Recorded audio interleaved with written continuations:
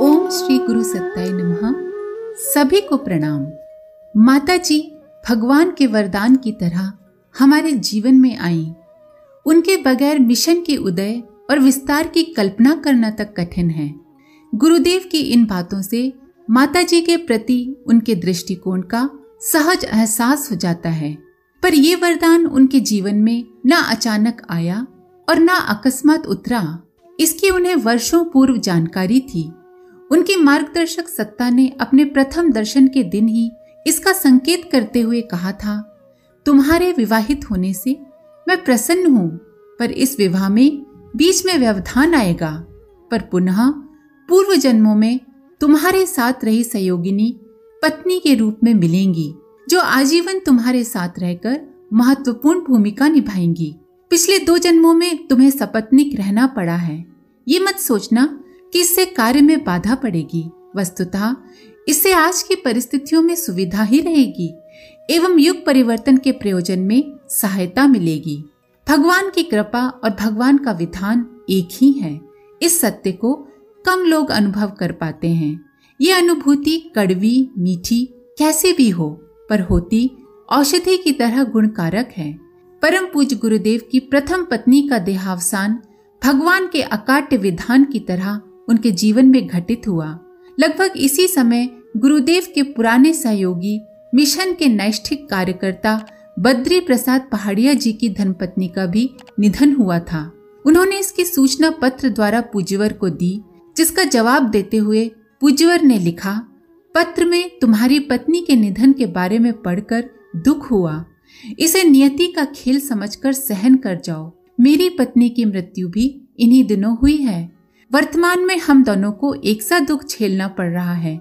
आगे मैं दूसरी शादी करूंगा, क्योंकि इसका संबंध मिशन के भविष्य से है और मार्गदर्शक सत्ता का आदेश भी कुछ ऐसा ही है। पर तुम शादी मत करना। अपनी गुरु सत्ता के आदेश को शिरोधार्य करते हुए वे माता जी के साथ दाम्पत्य सूत्र में बंधे। उन दिनों वो व्यस्तताओं और विवशताओं से घिरे थे। स्वतंत्रता आंदोलन में सक्रिय भागीदारी के कारण स्वजनों का भरपूर विरोध था। 24 पुरस्चरणों की उग्र तपश्चर्या को कुछ लोगों ने पागलपन की सनक करार दे दिया था। भावनात्मक आघातों का सिलसिला जारी था। जरूरत थी टूटी कुचली भावनाओं को फिर से पोषण देने की। माताजी ने अपने आगमन के साथ ही इस काम को बखूबी संभाल लिया। इस तथ्य को गुरुदेव ने अपने शब्दों में ऐसा कहा, माताजी ने अपने आने के पहले दिन से ही स्वयं को तिल तिल गलाने का व्रत ले लिया। विरोध का तत्व तो उनमें जैसे था ही नहीं। यदि वो चाहती तो साधारण स्त्रियों की तरह मुझ पर रोज नई फरमाइशों के दबाव डाल सकती थी। ऐसे में न तपश्चर्या बनती, न लोक सेवा के अवसर हाथ लगते। फिर जो कुछ आज तक हो सका उसका कहीं नामो निशान तक न होता। माताजी के आने के बाद गुरुदेव के जीवन क्रम में एक नया निखार आया। अखंड ज्योति का प्रकाशन तो पहले से ही चल रहा था, पर अभी तक ये एक पत्रिका का प्रकाशन भर था। सामान्य क्रम में पत्रिका और पाठक के रिश्ते पढ़ने पढ़ाने तक सीमित रहते हैं। माताजी की उपस्थिति के साथ ही अखंड ज्योति पत्रिका ने अखंड ज्योति परिवार का रूप ले लिया। पत्रिका को पढ़ने वाले उनके अपने आत्मीय हो गए। इस क्रम में लोगों का घर आने जाने, ठहरने, खाने पीने का सिलसिला चल पड़ा। आने वाले किसी व्यक्ति को उन्होंने स्नेह और ममत्व की कमी न महसूस होने दी। उन्हीं दिनों अखंड ज्योति पत्रिका से जुड़े एक परिजन ने अपनी यादों की पुलकन उड़ेलते हुए बताया, आहा क्या दिन थे। मैंने अखंड ज्योति नई नई पढ़ी थी।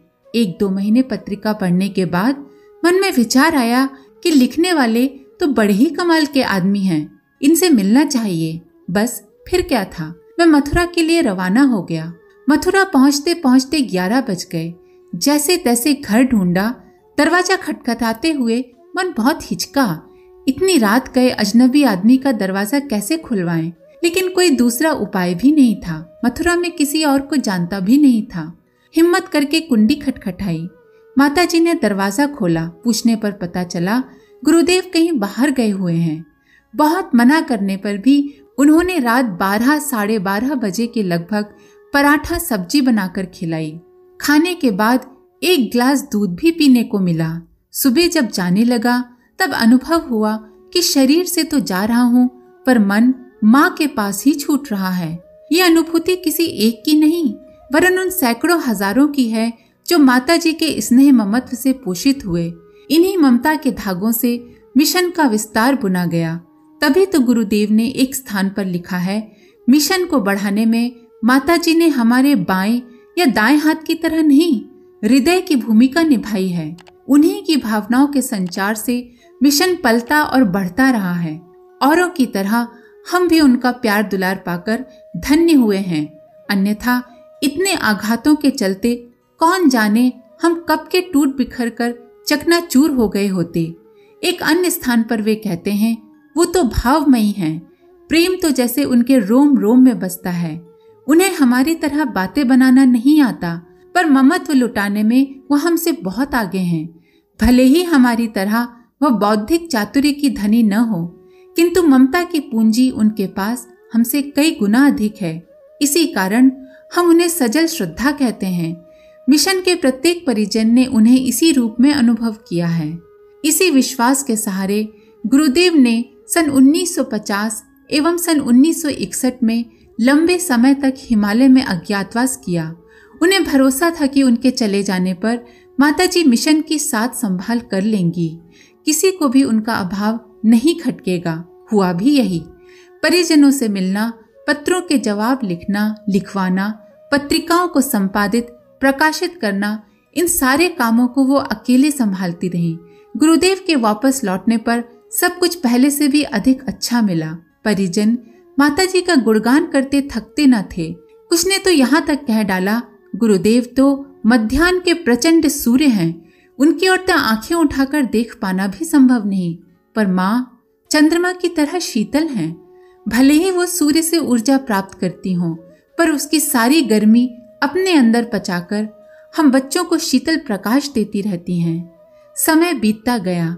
इतने में हिमालय की ऋषि सत्ता ने अपना तीसरा बुलावा भेज दिया। इस बार तो वापस लौटने के आसार भी नजर नहीं आ रहे थे। माताजी को मथुरा स्थायी रूप से छोड़कर शांति कुंज में रहना था। उस समय शांति कुंज का इलाका निरा जंगल था।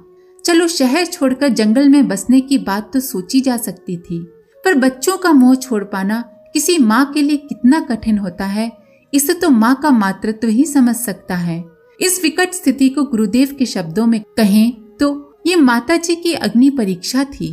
बेटी शैल की शादी हुए अभी कुछ दिन ही हुए थे। मृत्युंजय के विवाह को भी अधिक समय नहीं गुजरा था। माताजी के सभी सगे संबंधी भी मथुरा के आसपास ही रहते हैं। वो इन सभी का बेटे बेटी बहू का मोह इतनी आसानी से छोड़कर हरिद्वार के जंगल में बसने के लिए तैयार हो जाएंगी, इसका मुझे भी विश्वास नहीं था। मैंने अपने मन के असमंजस को छुपाते हुए उनसे जब शांति कुंज में तप साधना की बात कही तो वो बिना एक पल की देर लगाए तुरंत तैयार हो गईं। हमें भी उनके इस साहस भरे समर्पण को देखकर आश्चर्य मिश्रित प्रसन्नता हुई। बात शांति कुंज में रहने तक सीमित नहीं थी, इसके साथ बहुत सी जिम्मेदारियां थीं। इसमें कठोर साधनात्मक प्रक्रियाएं भी शामिल थीं, जिन्हें निभा लेना सरल न था, पर वो तो जैसे कठिन कार्य के लिए ही जन्मी थीं। गुरुदेव इसे बड़े मार्मिक भाषा में अभिव्यक्त करते हुए कहते हैं, कार्य विभाजन में दूसरी जिम्मेदारी माताजी के ऊपर डाली गई है। यो वे रिश्ते में हमारी धर्म पत्नी लगती हैं, पर वस्तुतः वे अन्य सभी की तरह हमें भी माता की भांति दुलारती रही हैं। उनमें मातृत्व की इतनी उदात्त गरिमा भरी पड़ी है कि अपने वर्तमान परिवार को भरपूर स्नेह दे सके। हमारा अभाव किसी भी आत्मीय जन को खटकने न पाए, स्नेह के अभाव में कोई पौधा कुम्हलाने न पाए, ये भार उन्हीं के कंधों पर डाल दिया गया है। हमारे जाने के बाद वे हरिद्वार और ऋषिकेश के बीच 7 ऋषियों की तपस्थली, जहां गंगा की 7 धाराएं प्रवाहित हुई हैं, अपने छोटे से शांति कुंज नामक आश्रम में निवास करेंगी। जिस प्रकार हमने 24 लक्ष के 24 महापुरुष चरण संपन्न किए थे, उसी प्रकार वे भी करेंगी। अखंड घृतदीप मथुरा से उन्हीं के पास चला जाएगा। अपनी तपश्चर्या की उपलब्धियों से वे लोगों के उस दुख कष्ट निवारण के क्रम को जारी रखेंगी जिसे हम जीवन भर निभाते रहे हैं। हमारे चले जाने पर कोई अपने को असहाय न समझे। अपने बाल परिवार की साज संभाल करने के लिए हम माता जी को छोड़े जा रहे हैं। वे अपनी तपश्चर्या इसी प्रयोजन में लगाती, खर्च करती, हमारी परंपरा को जीवित रखेंगी। माता जी ने ये जिम्मेदारी किस तरह निभाई, ये तथ्य किसी से नहीं छुपा है। इस दायित्व को स्वीकारने निभाने का क्रम गुरुदेव के हिमालय से वापस लौटाने के बाद भी चला व 1990 तक चलता गया। ये सारा लीला संधो शिव शक्ति के समन्वय का हर अवतारी सत्ता के साथ रहा है। हमारी आराध्य सत्ता के साथ भी यही सब हुआ। अपनों से अपनी बात के क्रम को जारी रखते हुए जुलाई 1971 की अखंड ज्योति में पत्रिकाओं का संपादन और मैं शीर्षक से वंदनीय माता जी लिखती हैं, मेरे लिए मेरे गुरु, अवलंबन और भगवान आचार्य जी ही हैं। उनकी आज्ञानुवर्तिनी और इच्छा अनुगामिनी बनने के अतिरिक्त और कभी कुछ सोचा ही नहीं। सो मथुरा छोड़ने, हरिद्वार रहने, 24 लक्ष्य के उन जैसे 24 पुरस्चरण करने के आदेश शिरोधार्य करने के अतिरिक्त और कुछ सोच ही नहीं सकती थी। संपादक की जगह पर कानूनी दृष्टि से किसका नाम छपता है, इसका कुछ मूल्य महत्व नहीं है। वस्तुतः स्थिति यही रहेगी कि भूतकाल की तरह भविष्य में भी गुरुदेव के विचार ही परिजनों को निरंतर उपलब्ध होते रहेंगे।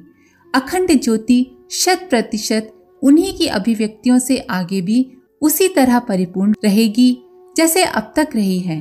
कितनी सरलता व विनम्रता से दिया गया आश्वासन है पाठकों को, और वो पूरी तरह निभा भी। पूज्यवर की प्राण चेतना का प्रवाह अखंड ज्योति पत्रिका के रूप में परिजनों तक पहुंचता रहा व क्रमशः उनके निर्धारणों को जीवन में उतारने वाले पाठकों की संख्या बढ़ती चली गई। आज के लिए इतना ही। आप सभी का धन्यवाद। ओम शांति। हमारे YouTube चैनल को सब्सक्राइब करें और बेल आइकन को दबाकर ऑल पर क्लिक करें ताकि नोटिफिकेशंस आपको मिलती रहें।